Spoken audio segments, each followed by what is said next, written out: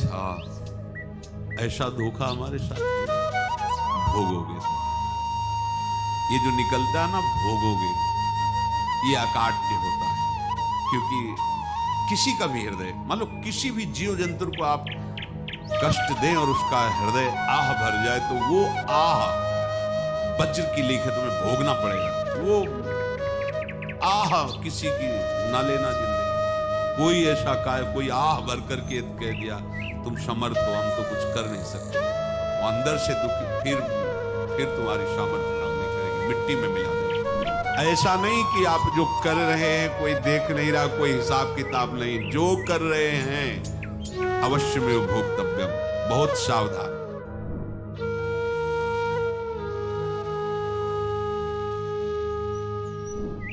जीव स्वयं नित्य निरंतर कर्मों के जाल को रच रहा है और अपने आप को बांध रहा है। आपको मुक्त होना है, बंधना नहीं है। जीव का जन्म कर्मों के अनुबंध से होता है, कर्मों के बंधन से होता है, और उसको अपना ऋण चुकाना होता है।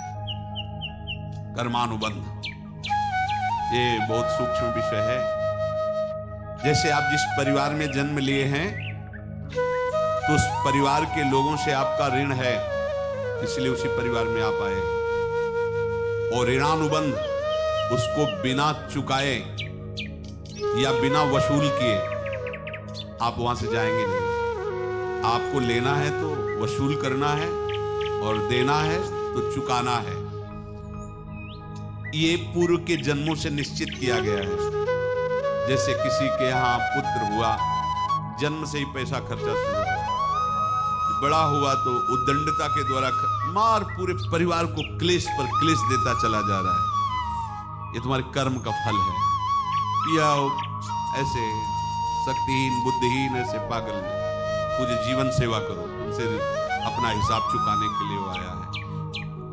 अब परिवार के जो सदस्य जुड़े आके, मतलब पत्नी आते ही पूरी हृदय में आनंद, परिवार में आनंद, और जीवन भर वो आनंद ही सुख देने के लिए उसका जन्म हुआ। वो अपना ऋणानुबंध मुक्त, और आते ही भयंकर क्लेश खड़ा कर दिया, बीच में दीवार और झगड़ा वैसा, फिर अतरे दिन मारपीट शुरू, कलह अशांति, पूरा जीवन नरक हिसाब करने आएगी।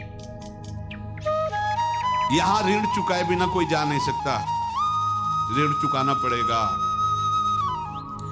किसी का ऋण वसूल करना है तो किसी को ऋण चुकाना है, दोनों काम करने होते हैं। अनेक जन्मों में अनेक लोगों के साथ हमने जो बर्ताव किए हैं, अच्छे या बुरे, वो होंगे। अब किसी आदमी को हम जानते नहीं, अचानक मिला, अचानक टक्कर लगा और मार पीट गाली गुप्ता सब कर दिया, चुपचाप सह लो। क्यों? ये आपका हिसाब है, पूर्व का हिसाब। हमारा उससे कोई द्वेष नहीं, कोई संकल्प नहीं। अचानक घटना घटी और हमसे द्वेष करने लगा, हमें पीटने लगा, हमें गालियां दे, ये हिसाब है, चुपचाप सह जाओ। अपने घर का भाई ही भारी दुश्मन बन गया और क्लेश दे, हिसाब है। एक प्रभुदत्त ब्रह्मचारी जी की वाणी में पढ़ा था, एक महात्मा जी भ्रमण करते थे, तो उस समय असरफियां चलती थी, मोहरे असरफियां, उनको भेंट में देते लोग। तो या तो ठाकुर सेवा में लगे तत्काल, या संत सेवा में तत्काल लगे, उसका संग्रह करके डोलना ये ठीक नहीं है, बैरागी सिद्धांत में ये ठीक नहीं। तो जब 2, 4, 6, 8 ऐसे मोहरे हुई, तो विचार किया कि और भ्रमण करके जब काफी मोहरे हो जाएंगी तो प्रयागराज में जब कुंभ पड़ता है, एक बार पूरे सब अखाड़े के संतों को, अलग अलग संप्रदाय सब संतों को बुलाएंगे और सबको पढ़ाएंगे। अब साधु है तो यही विचार करेगा, और क्या विचार करेगा। तो उन्होंने ऐसे डंडा बनवाया, बेंत, जो ऊपर से चूड़ीदार वो भीतर पोला, और मोहरे उसमें डालते, और भ्रमण, जहां जहां श्रद्धालु भगत के सबके यहां जाना और इच्छा रखना कि एक मोहर तो दे दे दक्षिणा में। कामना कोई भी हो वो बांधती ही है, ध्यान रखना। इसीलिए प्रभु जो चाहे वो करे, अपनी चाह नहीं रखनी चाहिए, अपनी चाह प्रभु की चाह में मिला देनी चाहिए। धीरे धीरे वो छड़ी भर गई।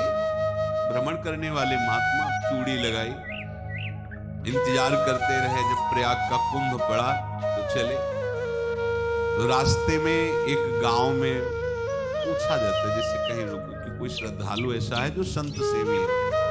तो कुछ लोगों ने बताया, हाँ एक परिवार में बहुत संत सेवी है और आपको मिलाते हैं उनसे। आइए महाराज, घर में रुका, खूब अच्छा हलवा पूड़ी पवाया और जो घर के मालिक थे चरण दबाए। चरण दबाते दबाते उनकी दृष्टि पड़ी उस डंडे पे, इतना मोटा और ऊपर से कुछ चूड़ी सी भी नजर आ रही, इस डंडे में तो कोई रहस्य है ही है। अब महात्मा जी को खवा पिला के सुला दिया। महात्मा जी जब सो गए तो पत्नी से धीरे से कहा, वो डंडा लाओ बाबा जी का। डंडा वो चूड़ीदार जो ही खोला पलटाया तो सैकड़ों मोहरे। ऐसे संत रोज पधारे, आनंद हो जाए फिर क्या। पत्नी से कहा, नाप के कंकड़ लाओ। वो तो महात्मा जी तो खाए खीर पूड़ी, आराम से सो रहे। रात में पूरी प्लानिंग करके उसमें कंकड़ भर के चूड़ी लगाकर सिराने रख दिया, सारी मोहरें हटा ली। महात्मा जी आराम से छड़ी उठाए तो वजन पक्का। वैसे बड़े लोग चतुर होते हैं, पर ये नहीं जानते कि कर्म कितना भयानक होता है। और उनकी कोई संतान नहीं थी, पर धन में इतना प्रेम उनको था। बहुत सावधान है। साधु महात्माओं के पास जो अर्थ है, गृहस्थी अगर आता वहीं से है, पर अगर उसको जोर जबरदस्ती या किसी छल कपट से, तो वो उसका विनाश ही करता है। आज तक का प्रमाण है। अब उनको ये भाव पता नहीं होगा, या पता होगा तो लोभ के कारण वो उसको मान नहीं पाए होंगे। महात्मा जी गए प्रयाग में, किसी अखाड़े पर रुके और वहां प्रार्थना की कि कल जो है संपूर्ण अखाड़ों का निमंत्रण किया जाए और सब संतों को भोग पवाया जाए और उनको दक्षिणा भी दी जाए। महंत ने सोचा कि बहुत बड़ा है तो उत्सव है, क्योंकि प्रयाग में कितने हजारों संत महात्मा सब। उनका महाराज बोरो इसमें चीनी और तीनों घी लगेगा, सब व्यवस्था। बोले आप एक एक हिसाब हम करेंगे, हमारे पास सब व्यवस्था है। बोले कुछ तो पहले दे दो, इकट्ठे देंगे हम। उनको था कि अगर हम छड़ी खोला और 2-4 मोहरे दी, किसी को पता लग गया तो गड़बड़ हो सकती। बोले हम भंडारे के समय आखिरी में सब कुछ आपको दे देंगे। ठीक। वो अपने पास से पैसे लगाकर खूब जितना सामग्री सब लाए, लाखों की, और सब संतों को निमंत्रण कर दिया। संत जन निमंत्रित हो गए, भंडारा बन रहा है। तब वहां के महंत है, उनका देखो भंडारा भी बन रहा है, संतों को निमंत्रण। अब आप अर्थ की व्यवस्था कीजिए, क्योंकि इतनी बड़ी हमारी सामर्थ्य नहीं थी जितना हमने किसी तरह हमने व्यवस्था की। अब मुझे अर्थ चाहिए, तभी आगे की व्यवस्था बढ़ेगी। संतों को दक्षिणा देंगे और जिनसे अर्थ लिया उनको दे। देखो रसोई बन गई है सब। उनका छत में विश्वास नहीं, तो चूड़ी खोली। उनको तो था ना कि मोहरे हैं, तो जिसे कितना उनको सदमा लगा होगा। हजारों संतों का निमंत्रण, रसोई बन, मतलब संत हो के छल कपट। तो उनका महाराज आपने तो हमारा नाश कर दिया, जो महंत थे। अब बताओ, रसोई बन गई, संत निमंत्रित हो गए और आप ये कंकड़ दिखा रहे हैं हमको। आपने तो हमें बर्बाद कर दिया, हमारी इतनी सामर्थ्य नहीं थी, आप पहले बता देते। संत होकर ऐसा छल कपट। अब वो बोले तो क्या बोले, क्योंकि उनको पता था कि मोहरे हैं इसमें। अंदर से उनका चिंतन गया उसी से, अच्छा ऐसा धोखा हमारे साथ भोगोगे। ये जो निकलता है ना भोगोगे, ये अकाट्य होता है। क्योंकि किसी का भी हृदय, मान लो किसी भी जीव जंतु को आप कष्ट दें और उसका हृदय आह भर जाए, तो वो आह वज्र की लेख है, तुम्हें भोगना पड़ेगा। वो देखो भीष्म जी को भोगना पड़ेगा। सांप को ऐसे धनुष की नोक से उठाया और बंबूल के कांटों के ऊपर फेंक दिया, कई दिन तक छेदा हुआ, वो आह भर करके मरा। तो आपको 6 महीने बाणों की सैया पर आह किसी की अपना लेना जिंदगी। कोई ऐसा कोई आह भर करके कह दिया तुम समर्थ हो, हम तो कुछ कर नहीं सकते, वो अंदर से दुखी, फिर तुम्हारी सामर्थ्य काम नहीं करेगी, मिट्टी में मिला देगी। फिर ये तो संत थे और भगवत आराधना के लिए, संत आराधना के लिए ही ऐसा किए हुए थे। अब इनका कैसे मुंह दिखाएं? अब क्या करें? सुबह संत जन आएंगे, सबके बीच में हमारी ये देखो इन्होंने, अब क्या करें? गए और संगम में जाके छलांग लगाई, अपने प्राण त्याग। अब उनके तो पास मोहरे थी और व्यापार बढ़ा और 9-10 महीने बाद ही लड़का हुआ। अब तो उनको आके संत फलीभूत हो गया, व्यापार चल रहा, लड़का नहीं होता था, लड़का भी हो गया, बड़ा आनंद छा रहा है।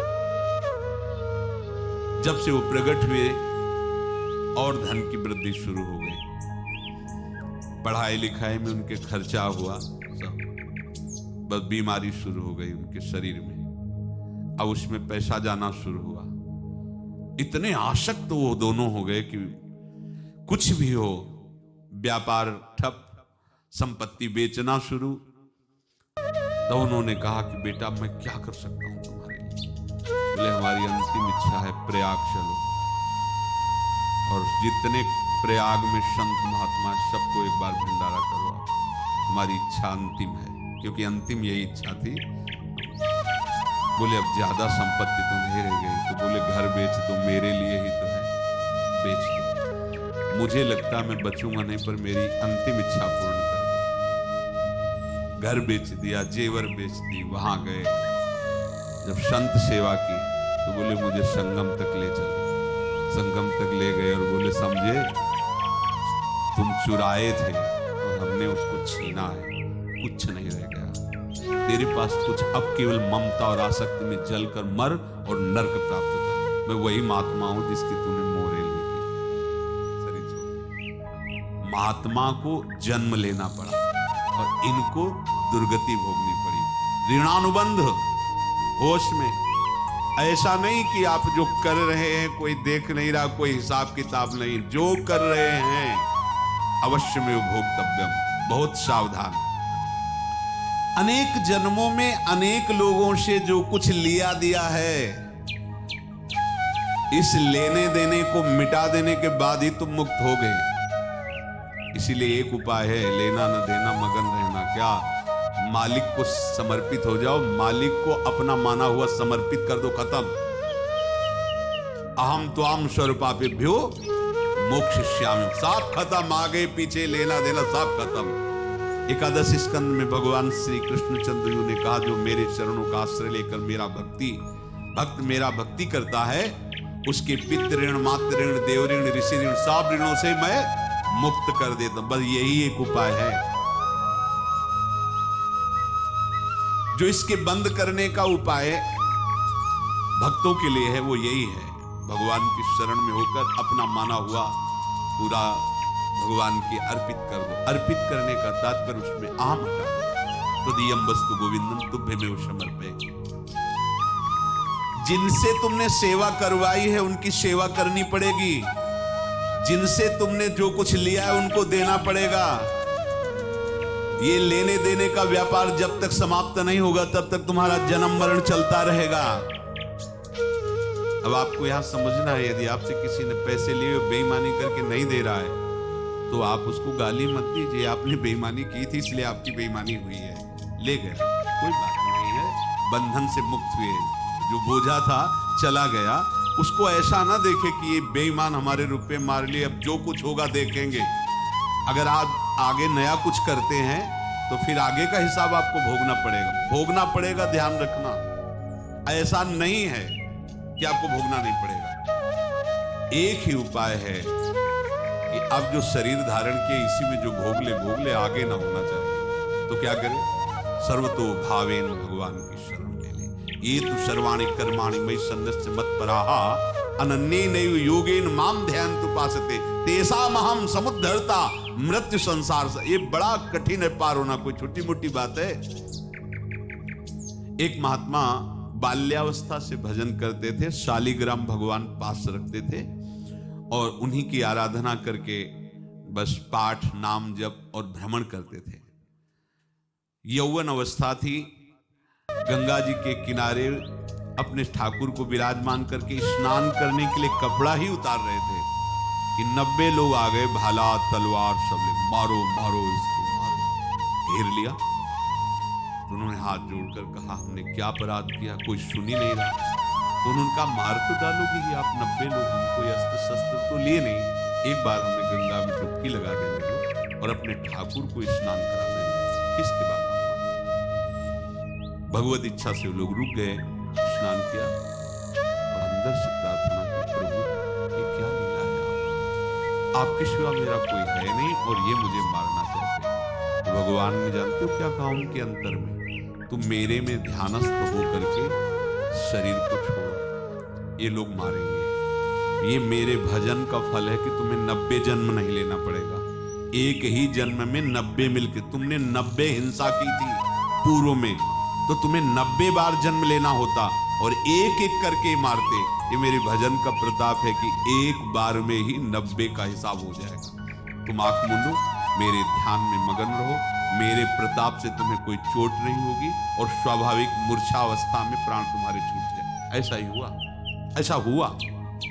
तो ये बात समझ लो कि ये जो कर्मानुबंध है, ऋणानुबंध है।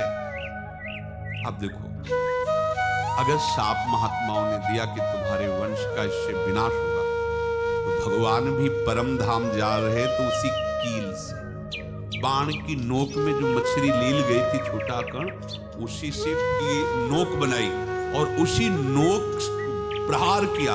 भगवान के श्री चरण में वही बाण की नोक लगी और भगवान स्वीकार किया ना। भगवान का बड़ा लीला विचित्र है। अगर छुप करके उधर रामावतार में बात, तो इधर स्वीकार किया भगवान ने। ऐसा कहीं नहीं दिखा कि मैं भगवान हूं तो मैं अपने लिए, ऐसा नहीं दिखा।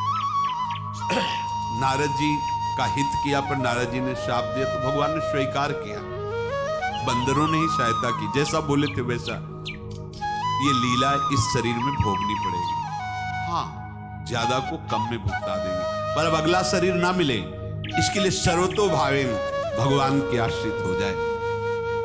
जैसे आपने दुकान फैला रखी है तो उसमें दो काम होते हैं, लेना और देना। किसी को उधार दिया है तो हमें उसे लेना है, और कोई नगद देकर सामान ले रहा है तो उसे सामान देना है, या उधार लिया है तो हमें उधार देना है। अब अगर दुकान बंद करनी है तो तुम्हें देने वालों पर जोर देना है, लेने वालों पर जोर देना। लेने वाला तो जवाब क्षमा किया, समर्पित किया, हमारा कोई संबंध खत्म हो जाए, वो खुशी हो जाएगा। लेकिन देने वाला, तुम अगर दुकान भी उठा दोगे तो जहां भी रहोगे तुम्हारे पास वो आएगा, लाइए हमारा। तो देने पर नजर रखिए, जिसका जिसका हिसाब है वो आपके सामने आता जाए, हटाते जाओ। लेने पर नजर मत रखिए और दुकान फौरन उठा दीजिए, नहीं अगर लेते देते रहे तो चलता रहेगा। आगे चलकर कुछ लेना न देना, मगन रहना बस अपने प्रभु के चिंतन में। अब हम कैसे जाने कि किसको क्या देना है, हमें क्या पता? तो हम पूरा हिसाब जिनको पता है उनको दे देते हैं। समझ रहे हो? उनको पता है क्या लेना है क्या देना है, तो इनके पास पहुंच गए, सरकारी हिसाब से सब बराबर कर देंगे। हमको अपनी जिम्मेवारी इनकी चरणों में समर्पित कर देना है, तभी हम जीवन मुक्त होंगे। ये रहस्य की बात है। प्रभु कह रहे हैं, यस्य सर्वे समारंभाः काम संकल्प वर्जिताः ज्ञानाग्निदग्ध कर्माणं तमाहु पंडितम बुधाः। जिसके संपूर्ण कर्मों के आरंभ संकल्प और कामना से रहित हैं, तथा जिसके संपूर्ण कर्म ज्ञान रूपी अग्नि से जल गए हैं, उसको ज्ञानी जन भी पंडित कहते हैं, बुद्धिमान कहते हैं। पूज्य श्री भाई जी महाराज कह रहे हैं, जैसे वहां ज्ञानाग्नि से दग्ध कह रहे हैं, तो अपने वृंदावन वासियों का प्रेमाग्नि से सब कर्म संस्कार दग्ध होते हैं। जिस समय आपके हृदय में भगवत प्रेम का प्रादुर्भाव होगा तो लेश मात्र कभी तुम्हें दुख नहीं भोगना पड़ेगा। प्रेम का प्रादुर्भाव होते ही दुख का नाश हो जाता है, महासुख। जब प्रेम का प्रादुर्भाव होगा तो समस्त पाप भस्म हो जाते हैं, अशांति नष्ट हो जाती है, संसार ज्वाला स्पर्श भी नहीं कर सकती है। जब भगवत प्रेम का प्रादुर्भाव होता है, हो सकता है उस उपासक के जीवन में दुखों का पहाड़ टूट पड़े, परिवार खिलाफ, शरीर रोगी, अव्यवस्था, बहुत बहुत कुछ सब कह रहे हैं। इतना सब होने पर भी उसके हृदय में कोई भी दुख नहीं होता। ऐसा सामर्थ्यशाली भगवत प्रेम है। भगवान के चरणारविंद का जिसके हृदय में प्रेम है, भारी से भारी दुख भी उनको विचलित नहीं कर सकता।